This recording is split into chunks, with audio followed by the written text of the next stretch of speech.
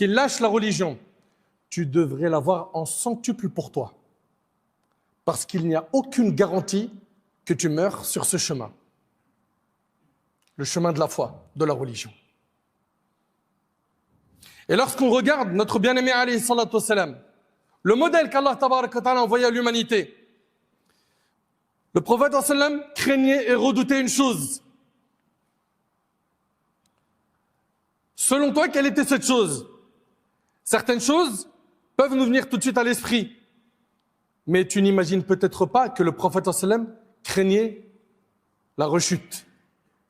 Il craignait et il redoutait l'égarement. D'après Anas radiyallahu anhu, regarde bien ce que rapporte Anas. Anas, le compagnon du prophète sallam, dit que le prophète sallam disait fréquemment. Qu'est-ce qu'il disait fréquemment? Il disait Ya muqallib al-qulub, thabbit qalbi ala dinik. Allahu akbar. Ô toi qui fais tourner les cœurs, affermis mon cœur sur ta religion.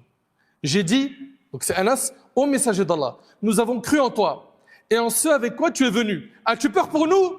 Le prophète sallam a dit oui. Certes, les cœurs sont entre deux doigts parmi les doigts d'Allah. Il les fait tourner comme il le veut. Et c'est rapporté par At-Tirmidhi. Ça veut dire quoi? Nos cœurs sont entre les deux doigts du miséricordieux. Il les fait changer d'état quand il le veut. Et combien on en a vu? Des gens qui étaient attachés au Coran et qui sont tombés bas dans les péchés. Combien on en a vu? Des gens qui étaient dans la da'wah, dans l'humanitaire, dans le social, qui étaient utiles, qui ont fait des grandes choses. Et certains parmi eux sont tombés bas.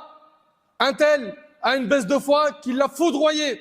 Il s'est retrouvé à lâcher la pratique religieuse. Un autre qui a apostasié. Une autre qui a enlevé son hijab. Et c'est pas l'enlever simplement. Elle l'enlève et elle en fait une vidéo.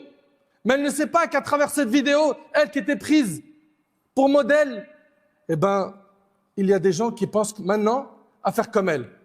Le prophète, alayhi salatu wassalam, notre bien-aimé, il jurait le plus souvent, comme cela est rapporté par le Bukhari, en disant La wa muqallib al-qulub. Il disait non par celui qui tourne les cœurs. Non par celui qui tourne les cœurs, pour montrer notre dépendance envers lui et enseigner que personne n'est à l'abri des épreuves, quel que soit son niveau de chance. N'importe quelle épreuve qui te touche, qui touche le matériel ou ta santé, elle est surmontable. L'épreuve la plus difficile, c'est celle qui touche ta foi. Car si tu perds ta foi, tu as tout perdu. L'argent, tu l'as perdu, c'est pas grave. Peut-être que des occasions se présenteront et tu auras de nouveau de l'argent. Tu as perdu la santé, peut-être que tu vas la retrouver. Et si tu ne la retrouves pas, c'est des récompenses sur le qiyam. Mais si tu perds ta foi,